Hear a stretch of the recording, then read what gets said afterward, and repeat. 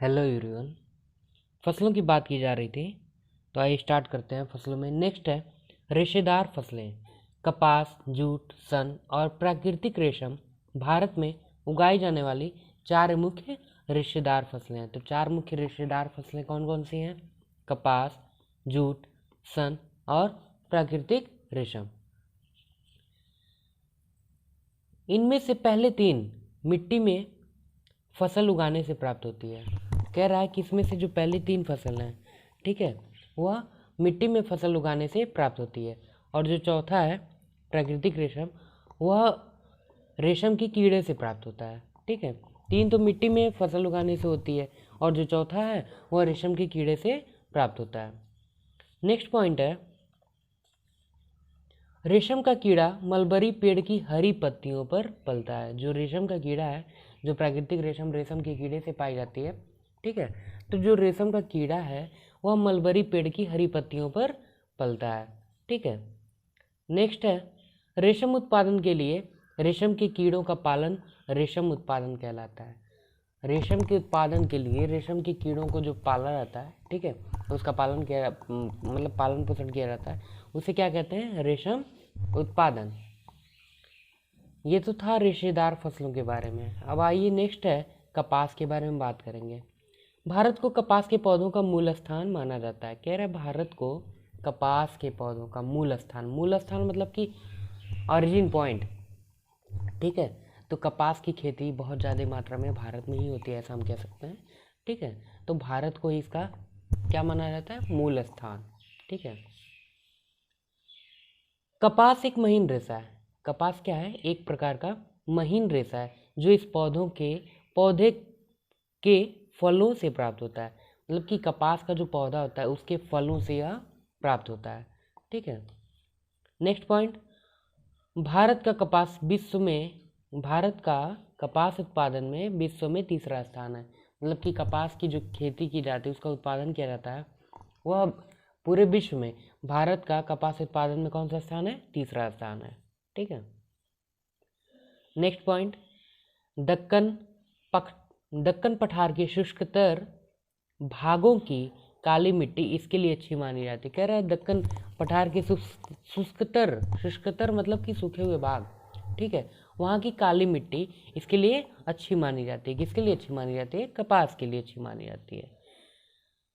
इसमें एक पॉइंट और है इम्पॉर्टेंट, जलोढ़ मिट्टी में भी ये उगाई जाती है। जो कपास है वह जलोढ़ मिट्टी में भी उगाई जाती है। उत्पादन में वृद्धि के लिए रासायनिक खाद का प्रयोग किया जाता है।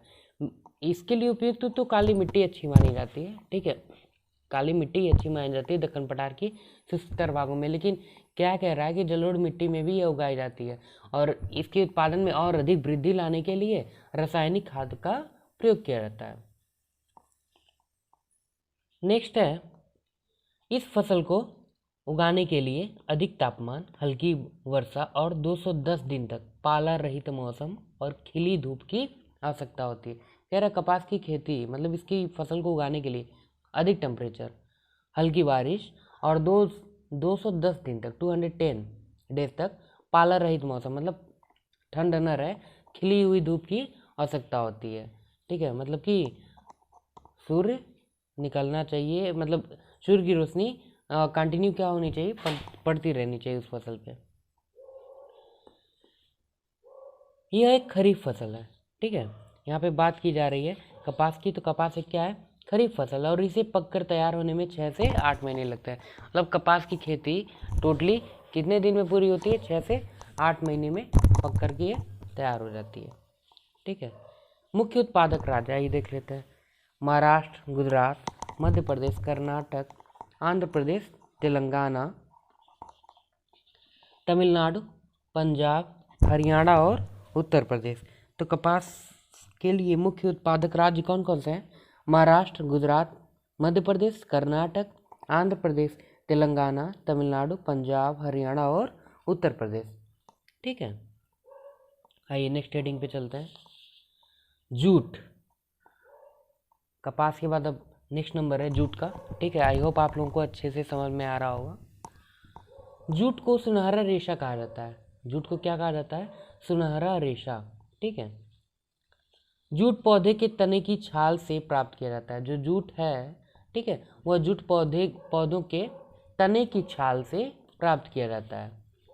नेक्स्ट पॉइंट है, इसकी फसल बाढ़ के मैदानों में जल निकास वाली उर्वरक मिट्टी में पाई जाती है।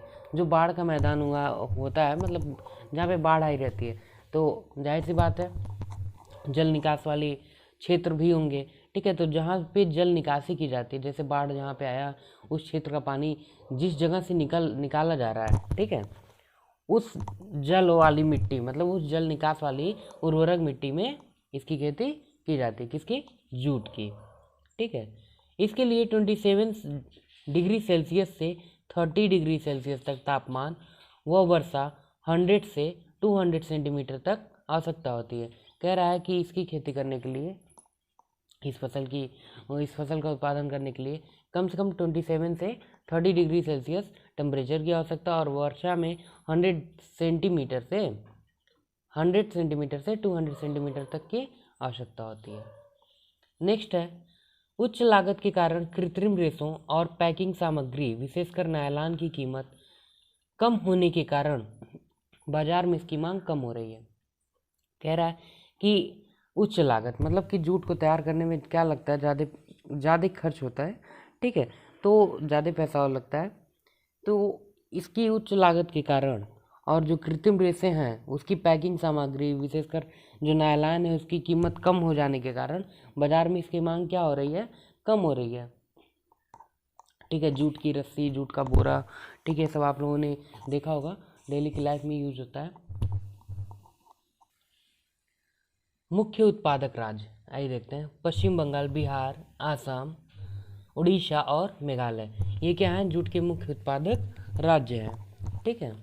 पश्चिम बंगाल, बिहार, आसाम, उड़ीसा और मेघालय। आइए चलते आगे।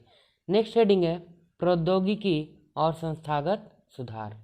तो आइए देखते हैं इसमें क्या है।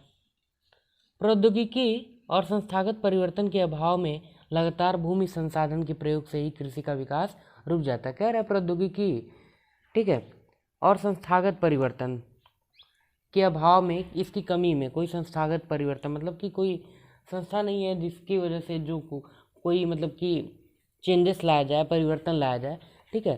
तो इसकी कमी में लगातार भूमि संसाधन का जो प्रयोग किया जा रहा है, इसकी वजह से क्या हो रहा है? कृषि का विकास रुक गया है, मतलब रुक जाता है इसकी वजह से। देश के एक बहुत बड़े भाग में अभी भी किसान खेती बाड़ी के लिए मानसून और भूमि की प्राकृतिक उर्वरता पर निर्भर है। कह रहा है देश का भी बहुत बड़ा ऐसा क्षेत्र है, ठीक है, जहाँ पे किसान अभी भी खेती बाड़ी के लिए मानसून और भूमि की प्राकृतिक उर्वरता पर निर्भर करते हैं, मतलब कि उसकी फर्टिलिटी, ठीक है, कितनी उपजाऊ है वहाँ की भूमि। अब इसमें क्या है ना कि आज़ादी के बाद जो संस्थागत सुधार थे, ठीक है, संस्थागत सुधार करने के लिए चकबंदी, सहकारिता और जमींदारी, इन सभी प्रथा को मतलब क्या किया गया? समाप्त करने को प्राथमिकता दी गई, ठीक है। इसके लिए पंचवर्षीय योजना लागू की गई, और पहली पंचवर्षीय योजना जब लागू की गई तो उसका मुख्य उद्देश्य यही था कि इन सबको क्या कर दिया जाए? समाप्त कर दिया जाए, सहकारिता, जमींदारी, चकबंदी, ये सब, ठीक है। अब क्या था इसमें? भूमि पर जो पुश्तैनी अधिकार होता था, ठीक है, लोगों का, वह बढ़ते जा रहा था, ठीक है। भूमि पर जो पुश्तैनी अधिकार होता था, इसके कारण ये क्या हो रहा था? टुकड़ों में बढ़ते जा रहा था, जिसकी चकबंदी करना अनिवार्य था, ठीक है। आइए देखते हैं हरित क्रांति तथा श्वेत क्रांति, जिसे ऑपरेशन फ्लड के भी नाम से जानते हैं, जैसे कृषि सुधार के लिए कुछ रणनीतियाँ आरंभ की गई। किसके द्वारा? गवर्नमेंट के द्वारा, ठीक है। ये सब टेक्नोलॉजी पे बेस्ड था, हरित क्रांति और श्वेत क्रांति, ठीक है।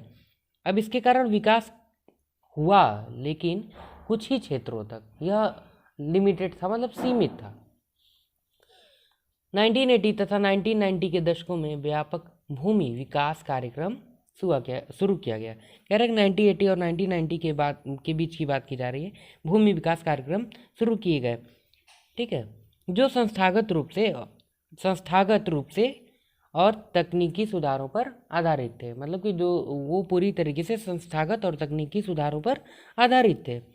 कुछ स्टेप फील्ड में उठाए गए थे, आइए देखते हैं।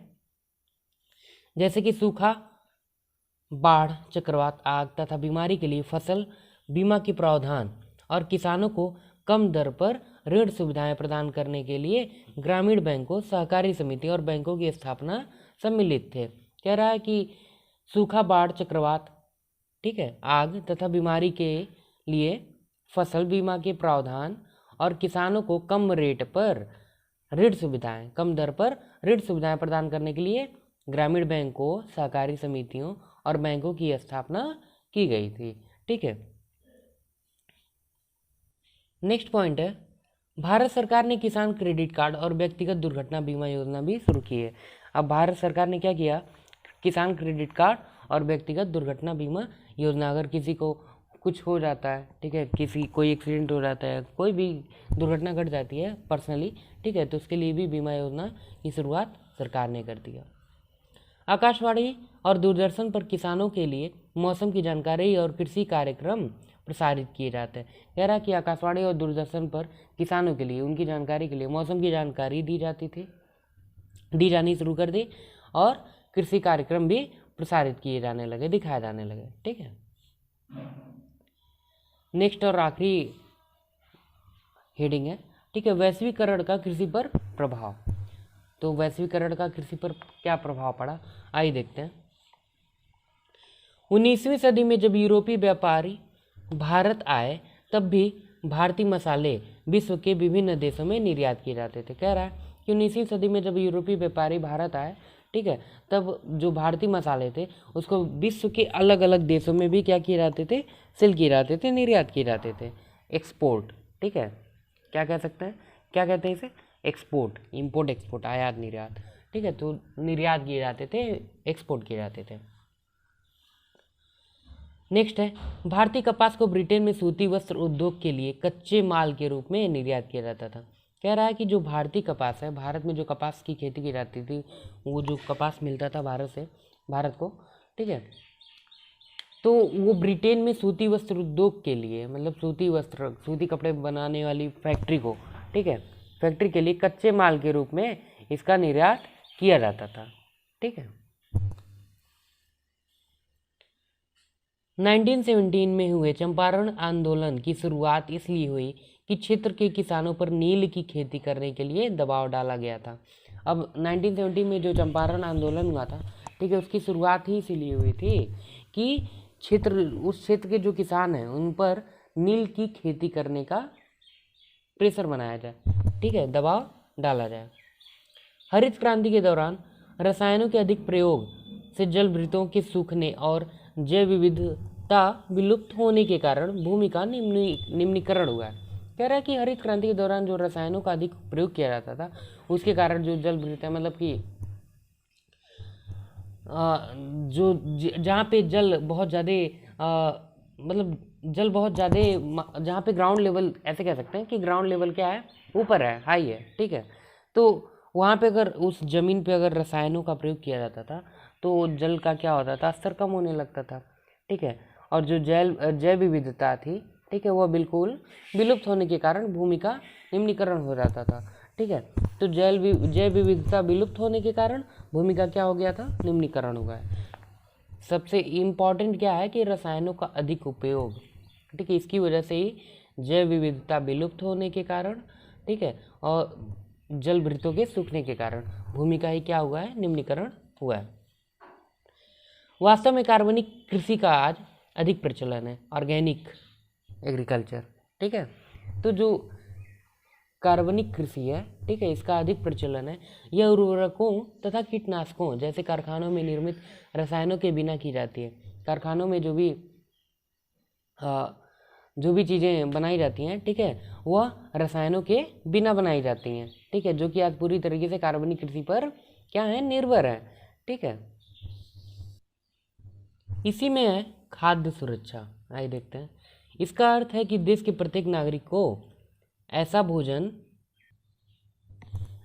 मिलना चाहिए जो न्यूनतम पोषण स्तर प्रदान करे। कह रहा है कि खाद्य सुरक्षा का अर्थ है कि देश के प्रत्येक नागरिक को ऐसा भोजन मिले जो न्यूनतम पोषण प्रदान कर सके।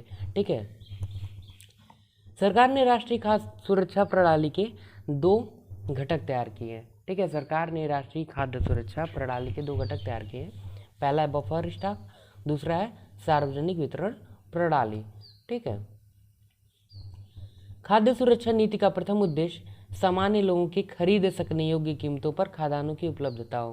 कह रहा है खाद्य सुरक्षा नीति का पहला उद्देश्य यही है कि सामान्य लोगों के लिए, मतलब कि ऐसा कीमत तय किया जाए खाने पीने की चीज़ों का, ठीक है, ऐसा कीमत तय किया जाए कि वो लोग उसको अफोर्ड कर सकें, मतलब कि उसको बाई कर सकें, ठीक है, और यूज कर सकें।